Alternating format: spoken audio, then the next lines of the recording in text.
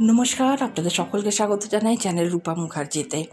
জয় কৃষ্ণকালী মায়ের জয়। কৃষ্ণকালী মায়ের আশীর্বাদ আমাদের সকলের ওপর সমানভাবে বর্ষিত হোক। আপনারা নিশ্চয়ই জেনে থাকবেন যে কৃষ্ণকালী মায়ের কাছে যেসব ভক্ত আসেন অনেকেই বলেন যে তারা স্বপ্নাদেশ পেয়েছেন। স্বপ্নাদেশ বলতে এখানে কি বোঝাচ্ছেন? অর্থাৎ ওনারা বলতে চাইছেন যে কখনো কৃষ্ণকালী মা ছোট্ট মেয়ের বেশে গিয়ে নতুন জামা চেয়ে আসছেন, কখনো শাড়ি চেয়ে আসছেন। আবার একবার কি হয়েছে, মঙ্গলা দেবী বাড়ি থেকে মন্দিরে আসার পথে, বেলেরার মন্দিরে আসার পথে বেশ কিছু শিশুদেরকে আইসক্রিম খাইয়েছিলেন এবং এই আইসক্রিম খাওয়াতে গিয়ে তার নিজের আইসক্রিমটি গলে গেছিল। তো মায়ের মনে, মঙ্গলা দেবীর মনে একটু দুঃখ কষ্ট হয়েছিল, ইস এত সুন্দর আইসক্রিমটা গলে গেল। তবে আস্তে আস্তেই তিনি তার স্বামীকে বলছিলেন যে দেখো, তুমি দেখে রাখবে, আমার মনে এই যে একটা দুঃখ হয়েছে না আইসক্রিমটা খেতে না পারার জন্য, মা নিশ্চয়ই কাউকে না কাউকে স্বপ্নাদেশ দেবেন।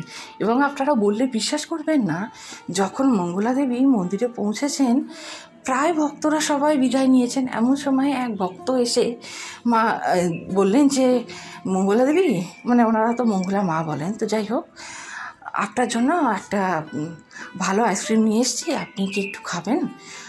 আমি কিন্তু স্বপ্নাদেশ পেয়েছি। মঙ্গলা দেবী বললেন, দেখলেন তো, বিশ্বাসের মেলায় বস্তু তর্কে বহুদূর। এই ঘটনার কথা উনি তুলে ধরেছেন, আমরা শুনে নেব তিনি ঠিক কী কথা বলেছেন। তবে তার আগে আপনাদের কাছে অনুরোধ, ভিডিওটি ভালো লাগলে লাইক, শেয়ার, কমেন্টস করবেন, চ্যানেল সাবস্ক্রাইব করে পাশে থাকবেন। একটা কথা বলি, আমি না যেদিনকে রাস্তায় শাড়ি জিতে আসছিলাম, আমি বললাম না আমি কিছু দিলে আগে দেখাতাম না, এখন আমি দেখাই। আমি 8 বছর থেকে, মা যখন থেকে এসছে তখন অনেকভাবে হেল্প করা, সেগুলো আমি করিনি, মা আমাকে দিয়ে করিয়েছে।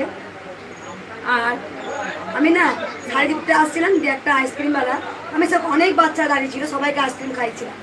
খাওয়ানোর পর আমি দেখছি কি যে আমারও খুব আইসক্রিম খেতে ইচ্ছা করছিল। আমি গলার জন্য, ঠান্ডার জন্য খাই না, আমার ভালো লাগে, খেয়ে নিই।